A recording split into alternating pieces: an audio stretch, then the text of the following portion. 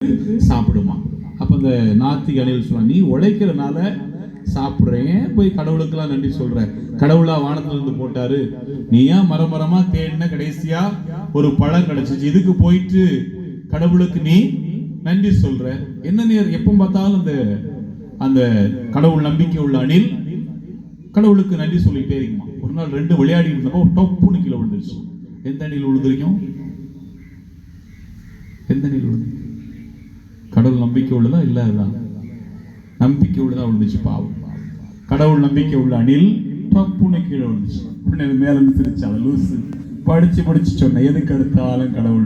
அது கீழே விழுந்தது, அப்பாடா பரவாயில்ல, கொஞ்சம் இடுப்புல தான் அடி, கொஞ்சம் மூவ் போட்டா சரியாயிடும் அப்படின்னு சொல்லிட்டு தடை விட்டு, கடவுளே கீழே விழுந்தேன், இருந்தாலும் உயிர் போகாம காப்பாத்தினீங்க, நன்றி.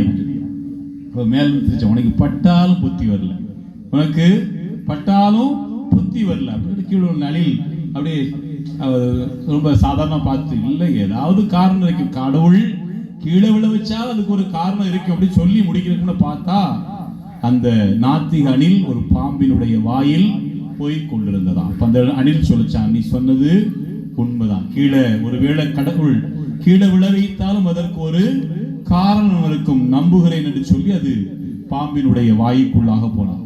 அதுக்குள்ள இதுதான் அன்னை மரியாள் கொண்டிருந்த நம்பிக்கை. என்னுடைய வாழ்க்கையில் நான் யாருமே இதுவரையிலும் சந்திக்காத பிரச்சனைகள், யாருமே சந்திக்காத பிரச்சனை அப்படின்னா, விவிலியத்தை பார்க்கும் பொழுது வயதான பெண்மணிகள் குழந்தை பெற்றெடுத்திருக்கிறார்கள்.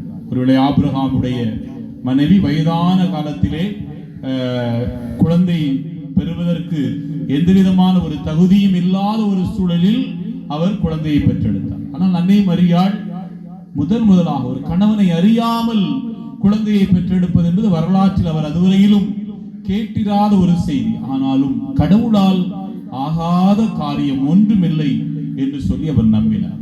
தன்னுடைய மகன் சிலுவையில் அறையப்பட்ட பொழுது ஏதோ கடவுள் என்னுடைய மகனுடைய துன்பத்திற்கு ஒரு காரணம் வைத்திருப்பார் என்று ஆழமாக நம்பினார். எனவே அத்தனை வியாகுலங்களுக்கு மத்தியிலும் அவர் உள்ளத்தில் அழுதாலும் உதட்டில் சிரிக்கக்கூடியவராக, துன்பத்தின் மத்தியிலும் கடவுளுக்கு நன்றி சொல்லக்கூடியவராக இருந்தார். எனவே அன்புக்குள்ள இன்னைக்கு நாம் கேட்டு பார்ப்போம், உண்மையிலேயே துன்பங்களுக்கு மத்தியில் இறைவன் ஏதோ ஒரு காரணத்திற்காக என்னை தயார்படுத்துகின்றார். இந்த நோயின் வழியாக ஏதோ கடவுள் ஒரு பாடத்தை எனக்கு கற்றுக் கொடுக்கிறார். நிறைய புனிதர்கள் ஜெயில இருந்தப்பதான் கத்துக்கிட்டாங்க. நிறைய புனிதர்கள் அடி வாங்கி படுக்கையில் இருந்த போதுதான் ஆண்டவரை தெரிந்து கொண்டார்கள். தூய இஞ்ஞாசியாராக இருக்கட்டும், தூய பிரான்சிஸாராக இருக்கட்டும், தங்களுடைய துன்பங்களுக்கு மத்தியில் தான் கடவுளை அவர்கள் கண்டு கொண்டார்கள். எனவே நாம் இன்றைக்கு எல்லா சூழ்நிலையிலும் இறைவனுக்கு நன்றி செலுத்தக்கூடிய அளவில் கடவுள் மீது ஆழமான நம்பிக்கை கொண்டிருக்கிறோம்.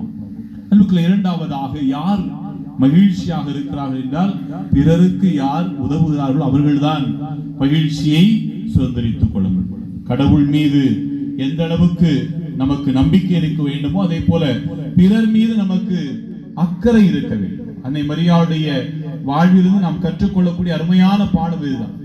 தன்னுடைய உறவினராகிய எலிசபெத்து கருவுற்றிருக்கிறார் என்பதை கேள்விப்பட்டு அன்னை மரியாள் அங்கே செல்கிறார்.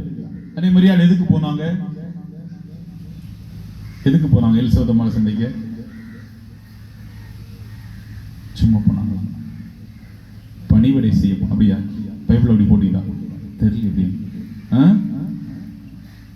கபிரியேல் தூதர்கிட்ட கேட்கிறாங்க, இது எப்படி நிகழும்? அப்புறம் தூதர் சொல்றாரு, உடைய உறவினராகிய எலிசபெத்தும் கருவுற இயலாத அந்த வயதிலே வயதான காலத்தில் கருவுற்றிருக்கிறார், அவருக்கு இது 6ஆம் மாதம் அப்படின்னு சொன்ன மாதா ஓடி போறாங்க. உதவி செய்யறதுக்கு போகல, மாறாக உறுதி செய்யறதுக்கு போறாங்க. உறுதி செய்வதற்காக போறாங்க. ஆனா அந்த சூழ்நிலை அவரை உதவி செய்வதாக மாற்றுகிறது. உறுதி செஞ்சாச்சு, சரி வானதூதர் சொன்னது சரிதான், அப்ப நான் வீட்டுக்கு போறேன் அப்படின்னு போகல. மாறாக எத்தனை மாதம் தங்கி இருந்தார்கள்? எத்தனை மாசம் தங்கி இருந்தாங்க? 3 மாதம் எலிசபெத் அம்மாளோடு அவர் தங்கியிருந்து அவருக்கு பணிவிடை புரிந்துவிட்டு திருமுழுக்கு யோவான் பிறக்கும் போது அன்னை மரியாள் அங்கு இல்லை. ஏனென்றால் தன்னுடைய வீட்டிற்கு வந்தார். அந்த காலத்தில் குழந்தை பெறாதவர்கள் குழந்தையை பெற்றெடுக்கும் போது இருக்கக்கூடாது என்ற காரணத்தினால் அன்னை மரியாள் அங்கே இல்லை என்று சொல்லி விவிலிய அறிஞர்கள் கூறுகிறார். ஆனால் 3 மாதங்கள் அன்னை மரியாள் அங்கே தங்கி இருந்தார். உதவி செய்வதற்காக செல்லவில்லை, மாறாக உறுதி செய்வதற்காக சென்றார். ஆனால் அங்கே தேவை இருந்தது, எனவே அவள் சேவை செய்ய தயாராக இருந்தார். அன்புக்குரியவர்களே, உளவியலாளர்கள் சொல்லுகிறார்கள், உதவி செய்வதற்கும் மகிழ்ச்சியாக இருப்பதற்கும் நம்முடைய உடல் சுகத்திற்கும் நிறைய தொடர்புகள் இருக்கு. அன்னை தெரேசாவை நாம் பலரும் பார்த்திருப்போம். நாம் வாழ்ந்த காலத்தில் வாழ்ந்த ஒரு புனிதை, ரொம்ப குட்டையான ஒரு உருவம், ஒரு 4 அடி தான் இருப்பான். ஆனா அந்த அம்மாவுடைய வேகம் யாருக்குமே இருக்கிறது. அவ்வளவு வேகமாக பணி செய்யக்கூடியவர், அவ்வளவு எப்பொழுதும் ஒரு உற்சாகத்தோடு இருக்கக்கூடிய ஒரு நபர். என்றால் எப்போதும் பிறருக்கு நான் ஏதாவது உதவ வேண்டும் என்ற அந்த எண்ணம் அவரை உற்சாகத்தோடும் உடல் சுகத்தோடும் உள்ள அமைதியோடும் வைத்திருந்தது என்பதுதான் உண்மை. இந்த உளவியலாளர்கள் என்ன சொல்றாங்க அப்படின்னா, நம்ம எப்படி உதவி செய்கிறோம் அப்படின்றத பொறுத்து நம்முடைய மகிழ்ச்சி தீர்மானிக்கப்படும். ஒருவேளை உங்க வீட்டுல இன்னைக்கு மனைவிக்கு உடம்பு சரியில்லை, மனசுக்கு உடம்பு சரியில்லை, அதனால கணவர் மனைவி அவங்க நித்திரிலிருந்து எழுந்திருக்கிறதுக்கு முன்னாடியே போய் டீ எல்லாம் போட்டுக்கிட்டு அந்த டீயை ஃபில்டர் பண்ணி எடுத்துட்டு பாத்திரத்தெல்லாம் கழுவி வச்சுட்டார். வைக்கும் போது அவங்க பையன் பார்த்துட்டான், சே எங்க அப்பா என்ன ஒரு அப்பா, அம்மா உடம்பு சரியில்லாதப்போ டீ எல்லாம் போட்டு கொடுக்குறாரு, அப்பா உண்மையிலே நீங்க கிரேட்பா அப்படின்னு சொன்னாருன்னா அதனால வரக்கூடிய மகிழ்ச்சி 2 மணி நேரமா. நான் யாருக்கோ உதவி செய்யறேன், அந்த உதவியை பிறர் பார்ப்பதற்கான ஒரு வாய்ப்பு இருக்கிறது என்றால் அதனால் வரக்கூடிய மகிழ்ச்சி 2 மணி நேரம். ஒருவேளை நான் உதவி செய்கிறேன், அதை யாருமே பார்க்கவில்லை. சில குடும்பங்கள்ல வழக்கமா பெண்கள் எப்போது நித்திரைக்கு செல்வார்கள், எல்லோரும் நித்திரைக்கு சென்ற பிறகுதான் குடும்ப தலைவியர் நித்திரைக்கு செல்வார்கள்.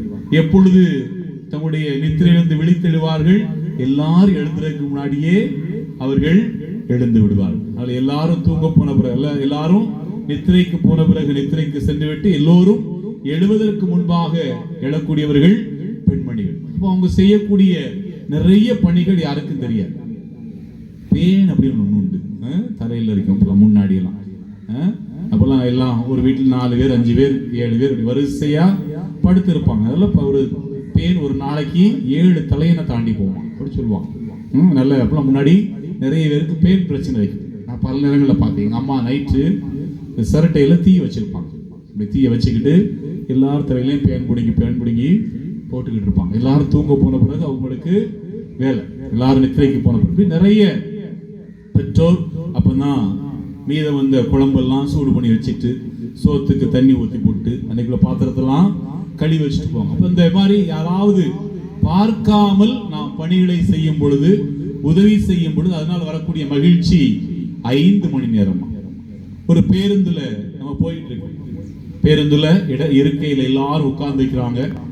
ஒரு நிறுத்தம் வரும்பொழுது ஒரு கர்ப்பிணி பெண் அல்லது ஒரு வயதான நபர் எழுந்திருக்கிறார்.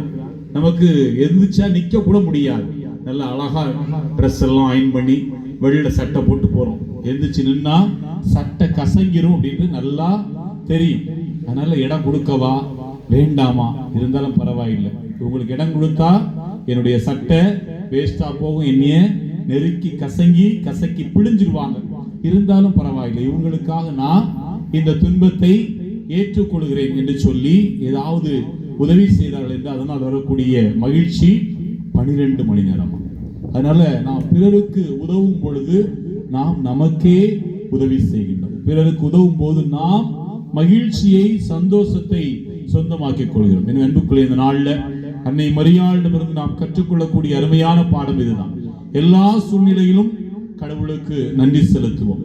நம்முடைய வாழ்வில் என்ன நிகழ்ந்தாலும் ஏதோ ஒரு காரணத்திற்காக கடவுள் அதை அனுமதிக்கின்றார். அது துன்பமாக இருக்கலாம், வேதனையாக இருக்கலாம், இழப்பாக இருக்கலாம், அல்லது உடல் பலகீனங்களாக இருக்கலாம். எதுவாக இருந்தாலும் என்னுடைய நன்மைக்காகவே கடவுள் இதை அனுமதிக்கிறார் என்ற ஆழமான நம்பிக்கையும் இணைந்து கடவுள் நமக்கு மகிழ்ச்சி தருவது போல பிறரோடு இணைந்து நாம் பிறருக்கு மகிழ்ச்சி கொடுக்க வேண்டும் என்ற உயர்ந்த எண்ணம் இருக்கும் பொழுது நாமும் அன்னை மரியாளை போல வாழ்வின் எல்லா நிலைகளிலும் இறைவனுக்கு நன்றி செலுத்தக்கூடியவர்களாகவும் உள்ளத்தில் நிறைந்த மகிழ்ச்சியை அனுபவிக்கக்கூடியவர்களாக மாறுவோம். ஆமென்.